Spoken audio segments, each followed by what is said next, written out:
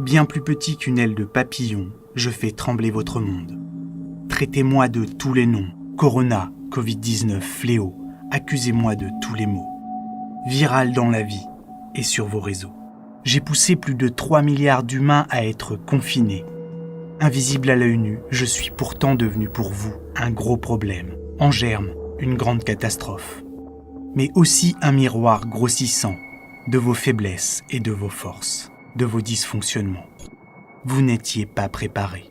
Peut-être aussi un peu incompétent ou arrogant, n'aviez-vous pas anticipé. Seulement quelques semaines de retard à regarder les Chinois, les Iraniens, les Italiens se débattre. Vous m'aviez pourtant vu venir de loin.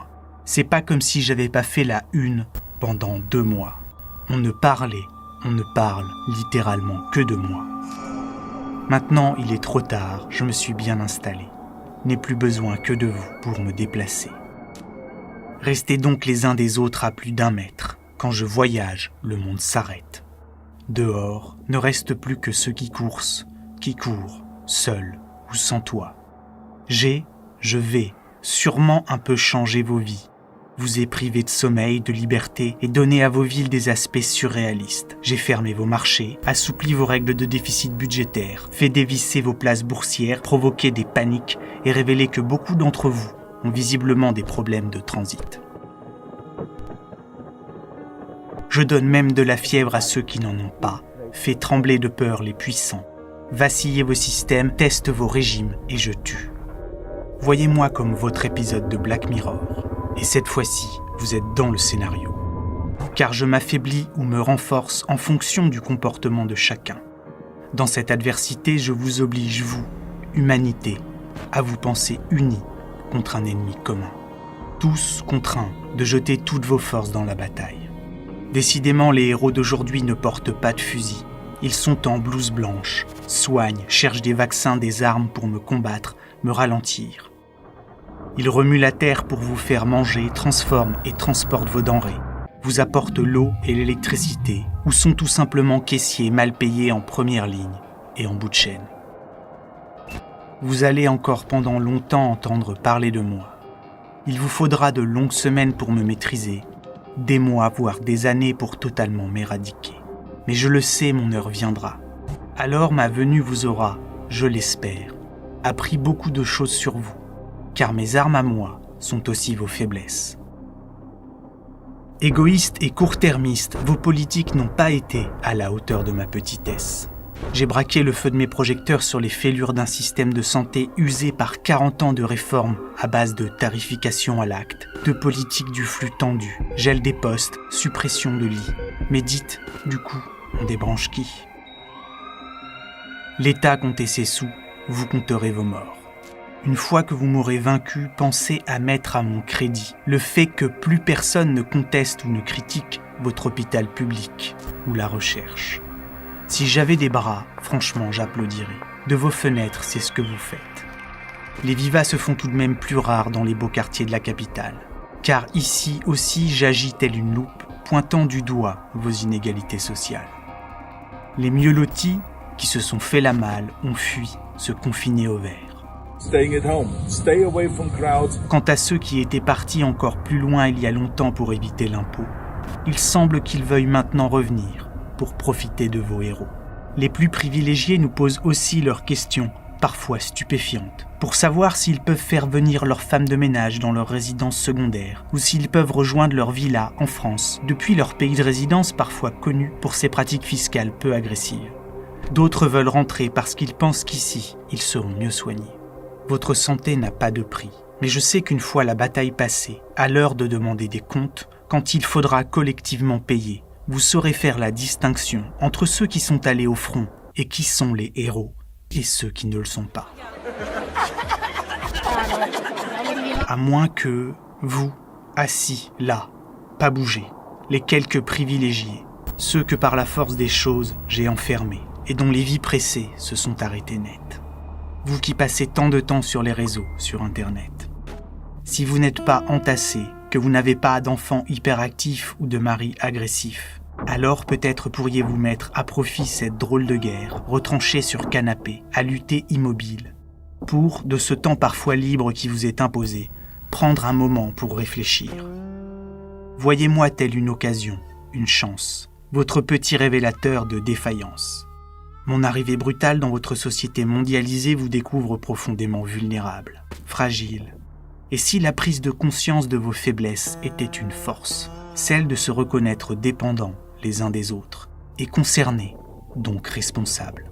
Voyez en moi la mise en lumière de vos limites, une opportunité de prendre un peu de recul sur un monde bien plus vaste que vous.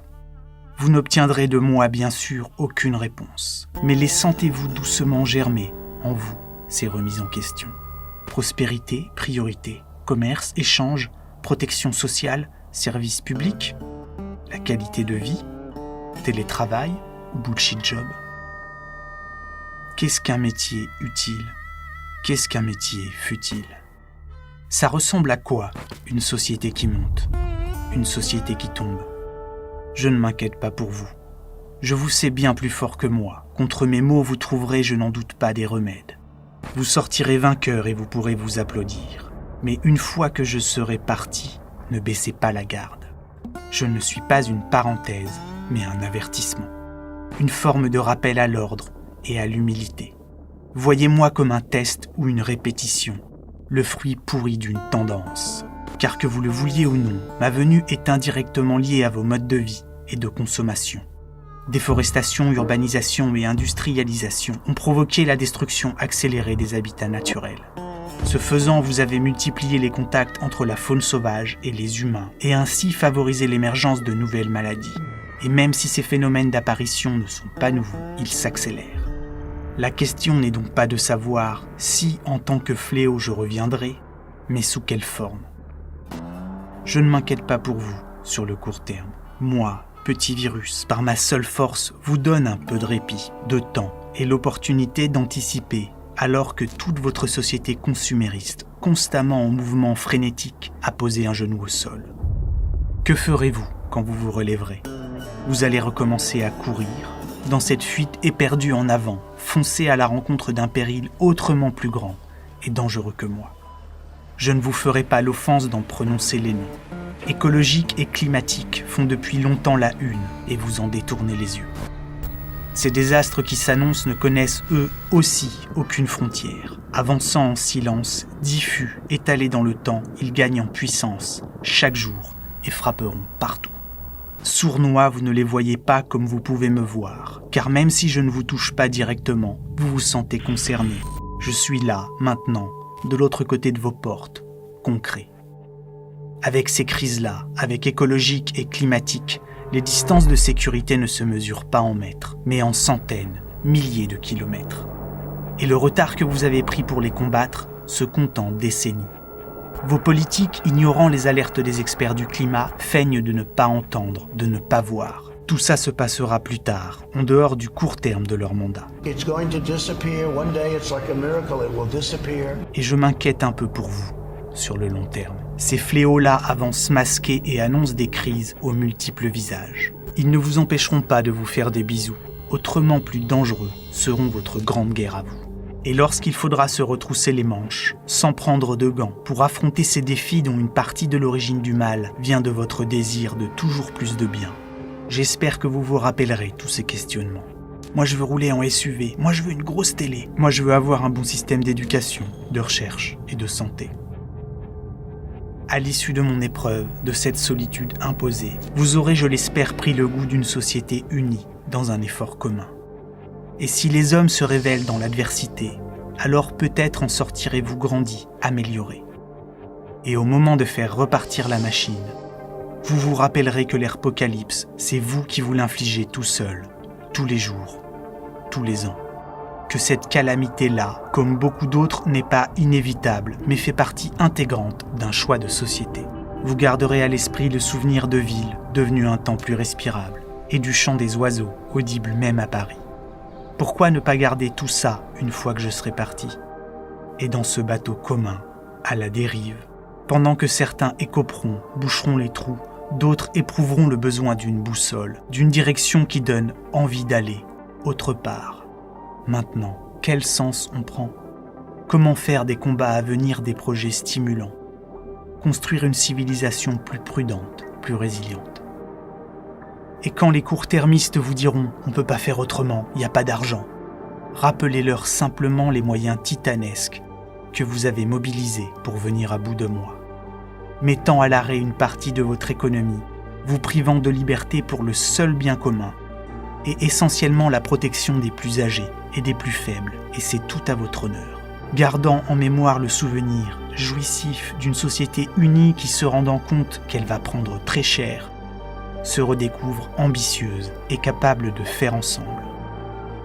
Vous aurez peut-être, je l'espère, enfin le courage de mobiliser vos forces pour vous attaquer à un problème qui est lui sans commune mesure avec ma petitesse, et en passe de littéralement pourrir, dans un futur de plus en plus proche, la vie de la quasi-totalité des habitants de la planète.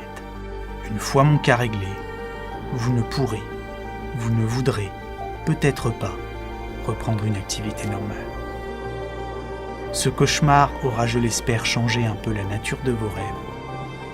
Je ne suis aucunement la fin du monde, mais peut-être que j'annonce pour vous l'envie du début d'un autre.